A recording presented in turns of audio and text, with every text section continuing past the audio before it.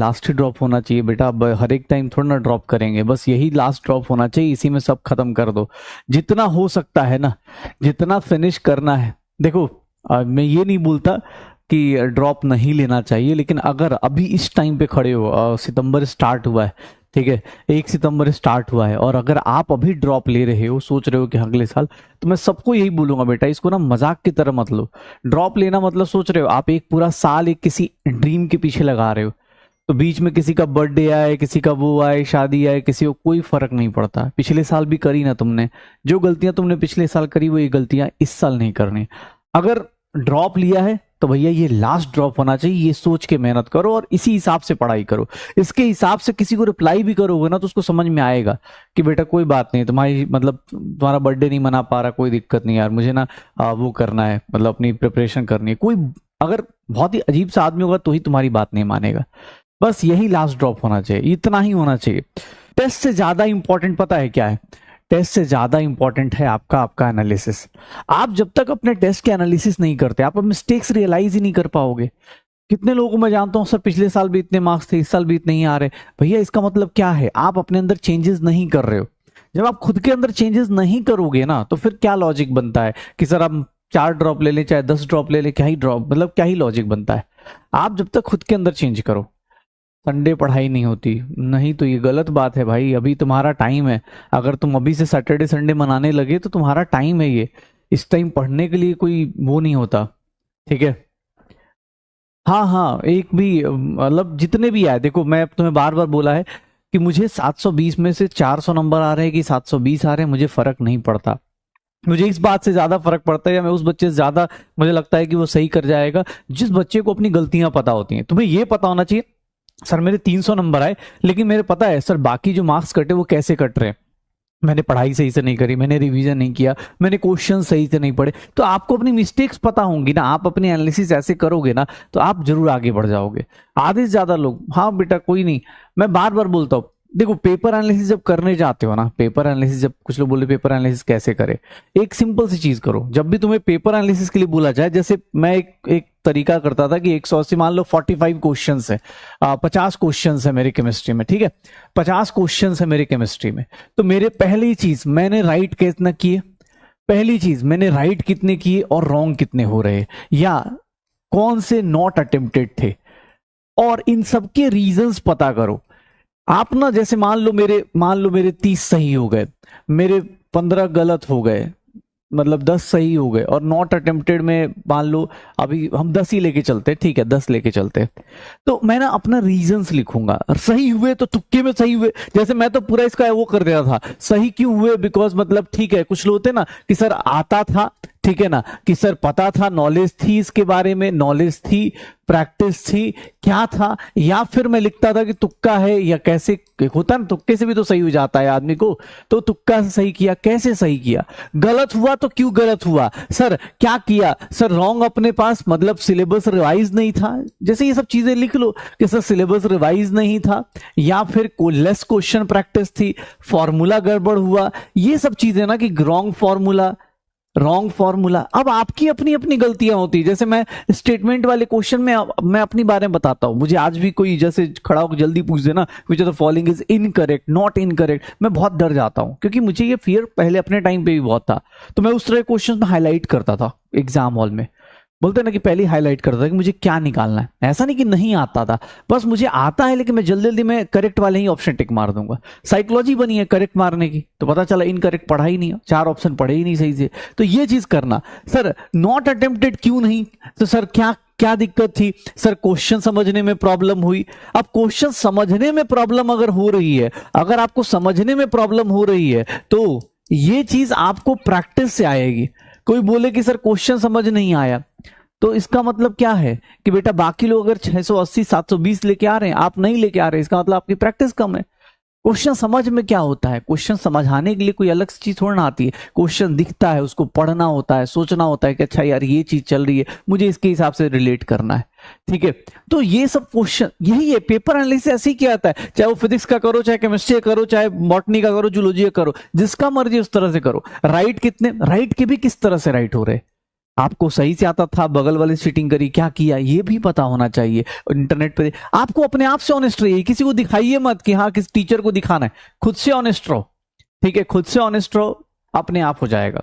Paper Hindi English भाई जिसमें तुम कंफर्टेबल हो उसमें दे दो, हिंदी इंग्लिश दोनों में नहीं आ सकता, हिंदी इंग्लिश दोनों में नहीं आ सकता, ठीक है। हाँ, अगर वही बात है ना कि आप जब संडे को टेस्ट देते हो, जिस दिन भी सोचो संडे को आप टेस्ट दे रहे हो, तो आप उसके बाद टेस्ट देने के बाद आपको पता तो चल ही जाता है, आप उस टाइम एनालाइज करो और फिर उसके अंदर इंप्रूवमेंट चांसेस लिखो। मतलब आप ना देखो, एक सिंपल चीज है, अब ऑब्वियस है आजकल रील्स के जमाने में किसको टाइम है इतना कुछ सोचने का, लेकिन रियलिटी यही है कि अगर तुम अपने बारे में नहीं सोचोगे, मैं सच बता रहा हूं, ये रील्स वाले यूट्यूब वाले भैया दीदी सब मिलेंगे अगले साल भी ऐसे ही ज्ञान देते रहेंगे। मैं मजाक में बोलता रहता हूं, लेकिन हाँ रियलिटी यही है, क्योंकि उनका बिजनेस ही उसी पे चलता है, ठीक है। वो 6 महीने के अंदर खत्म करा देंगे, 2 महीने के अंदर खत्म करा देंगे, करने को कर भी सकता है कोई बच्चा, लेकिन यार तुम अगर सितंबर में खड़े हो तो सितंबर में ना तुम्हें अपनी इंप्रूवमेंट स्कोप्स पता होनी चाहिए कि यार मुझे कहाँ कहाँ अपनी कमियां हैं, मुझे किस तरह की चीजें चाहिए। जैसे मुझसे कोई बोलता है, तुम्हें कुछ बच्चे होते हैं जिनको एक बार में थ्योरी पढ़ी समझ में आ गया, बॉटनी पढ़ा, जूलॉजी पढ़ा, एक बार मतलब एक बार में सारे क्वेश्चंस कर लेते। कुछ हम जैसे लोग होते हैं जिनको बार बार प्रैक्टिस चाहिए।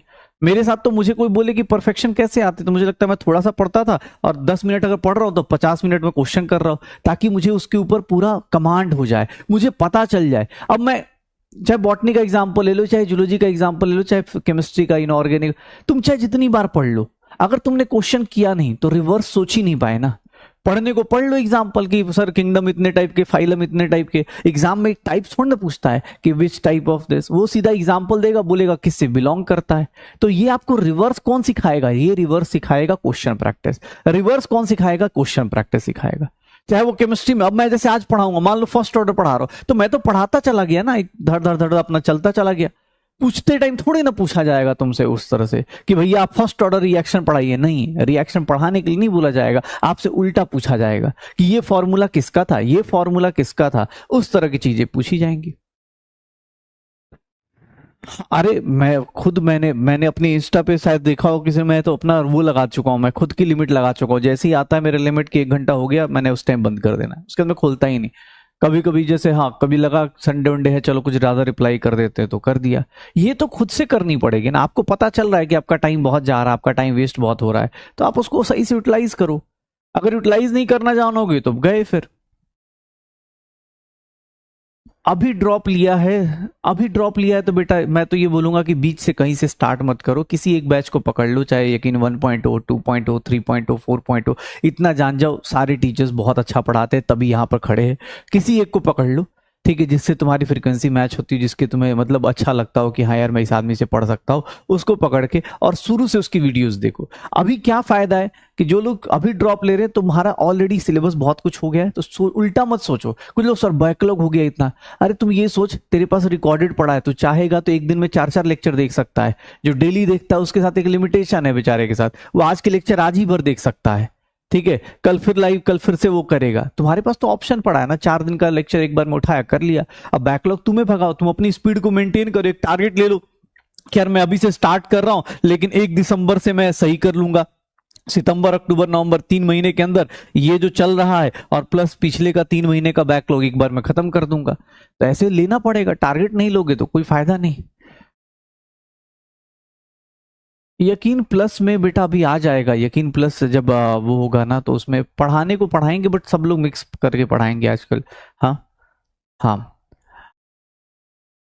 देखो यार ऐसे तो बहुत सारी चीजें हैं, माइंड मैप भी अभी शायद मैं ही रिकॉर्ड कर रहा हूँ, माइंड मैप भी आ रहा है यूट्यूब पे, उसके बाद भी क्वेश्चन करने को बहुत सारे ऑप्शंस है, जहां से लगे वहां से फॉलो कर लो, क्वेश्चंस कर लो।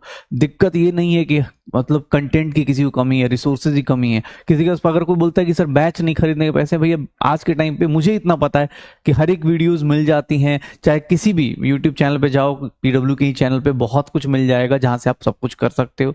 डीबीपीज इंटरनेट पे, टेलीग्राम पे, सब जगह मिल जाते हैं। मतलब मुझे खुद को लगता है कि यार ये लेक्चर यहाँ पड़ा हुआ है, करने वाला कर लेता है, ठीक है।